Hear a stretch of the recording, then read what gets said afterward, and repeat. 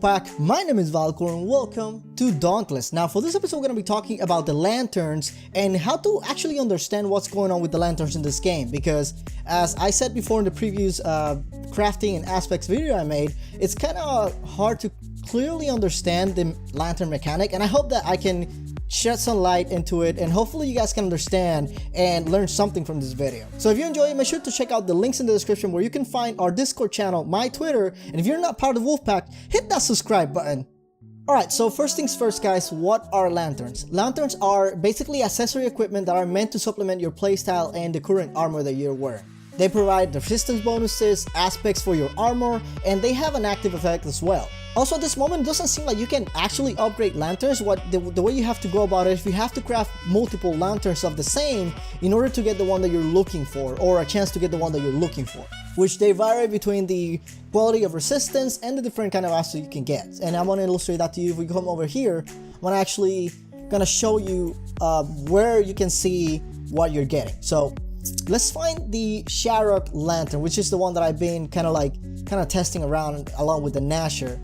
We go down here in the list. Did I pass it already? I think I passed it already. Sharrock lantern. Let's see. There you go. We got the Sharrock lantern right here.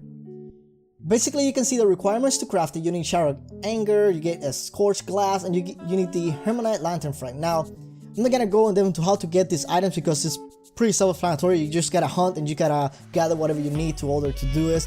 And once you get the items, you can craft this lantern.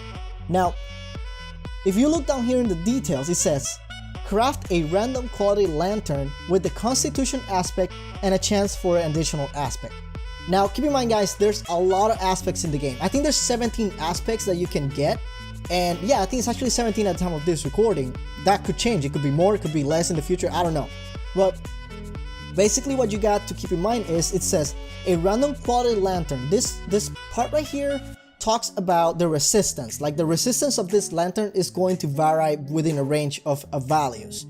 And then it says a constitution aspect, which is the first aspect the lantern is going to not activate but give you, which is constitution for this one, and is going to have a chance for an additional aspect. So if we go down here, if we go to our little Moira here, we're gonna go ahead and open our loadout session or screen.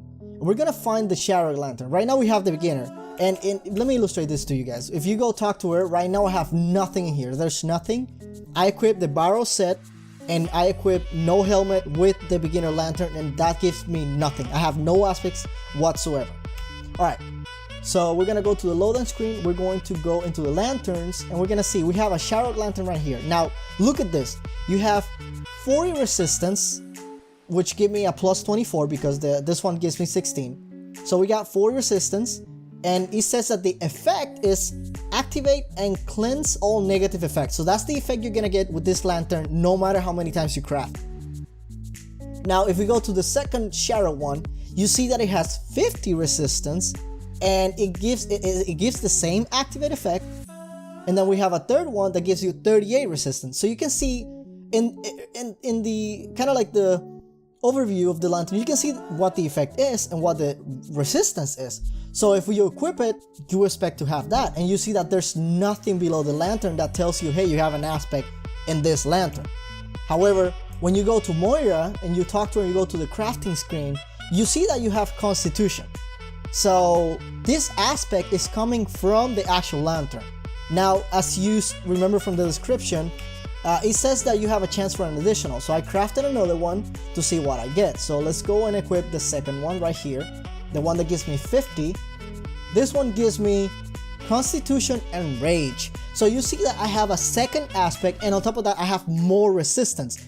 Now the effect is still going to be cleanse whatever status, so it's not really just not gonna change, but you can see that it changes on the resistance and the actual aspect. So that's actually where kind of like the micro meta gaming comes within the lanterns. Like if let's say that you're looking for an armor that gives you all the aspect bonuses for one and you're missing 1 point, finding the lantern that supplement that aspect in your armor can be very useful. Like if I show you, my main armor right now is the Nasaga armor. So if I show you, let me equip this, equip this. Oh, actually, equip this right here, and equip the helmet. Come on. You can see that it shows me that I have fortress aspects and hunger aspects. And if I go to the Nasaga lantern right here, you see that I have nothing. However, I know for a fact that that lantern gives me fortress. Because if you remember, I have only 3 fortress activated. 1, 2, 3. Now this lantern right here is actually giving me that 4th bonus. So I have 4 bonuses on fortress right now. And if I wanted to get hunger, I need to find a lantern that gives me hunger so I can actually increase the bonus. Or I could go another fortress to increase the bonus to the 5th tier, which is the highest tier of the actual armor. Now you can see that, let me illustrate it again. Let me go ahead and equip the borrowed armor again. And you can see, you can do that with any of the lanterns actually. So let's find the Nasher. Nasher lantern, I have 4 of them. So I have this one right here, gives me 24. This one right here gives me 21. This one right here gives me 18. This one right here gives me 21. So if I'm going to see, hey, what do they give me? Like, what is the aspect that I want to find? You can go into the wiki and find the aspects that they have a chance to give you. Although that could change because that is edited by the community, so that could change. And as many of you like are crafting things, you can see and you can add whatever you get into that list. So we know the Nasher is always going to give us endurance. That's what the description says. But in here you see it's giving me supply. Now let me change to another Nasher lantern to see what happens. So I believe I had this first one right here. Let's go to the second one, which gives me a little less resistance. And I think this one only gives me endurance. There you go, only endurance. So let's find, let's find the third one right here. And you can see this one gives me endurance and berserk. Oh, so wait, I got berserk with this one. So this one could be a good pair for the Embermane armor, because the Embermane armor gives you berserk. So if you want to get the full bonus of berserk and you're not quite there yet with the armor pieces, you can essentially use the lantern to give you that extra point to get an extra bonus with it. So now that you know what lanterns do and how to actually find the lantern that you want, how can you use this in a battle? Well, in a battle it's very simple. Obviously the aspects effects are just aspects that are going to be bonuses for you, so you don't have to do anything. It's all passively activated as long as you reach the tier within the aspects that you are, if you have tier 2, tier 3, tier 4, or tier 5. But the active effect of the lantern will change depending on the actual lantern that you got. So if you go to your loadout section and you go through all your lanterns, you can see that the Nasaga lantern right here, it says, when activate, heals nearby enemies for a short period of time. So you know that no matter how many Nasaga lanterns you get, you have that active effect. And the way you activate this effect is that you have to fight the behemoth, you have to gain ether from either the ether pools or just fighting them. Once the lantern is full, you're activated with your V in the keyboard or whatever the input is in the controller, and that's going to activate the effect. That's pretty simple. That's something that you probably already know if you play with lanterns already. And if you're starting out, it's very good to know. So lanterns is something that you might want to keep paying attention since day one, because let's say that you like to play and you like to have healing.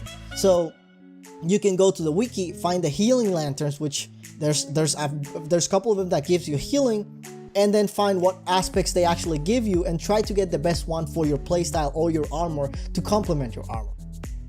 But anyways guys, I think I covered everything that I wanted to cover about the lanterns in this episode. I hope that you guys enjoyed this video, and if you got any questions, make sure to put it in the comment section down below. I'll try to explain as best as I can and just, hope that this gives you a little bit of an understanding of what the lanterns do and how to actually take advantage of them. But anyways, make sure to check out the links in the description where you can find my Twitter, our Discord channel. And again, if you're not part of the Wolfpack Guide, hit the subscribe button. Come on, I want you here. So anyways guys, my name is Vahlkor, and I'll see you next time.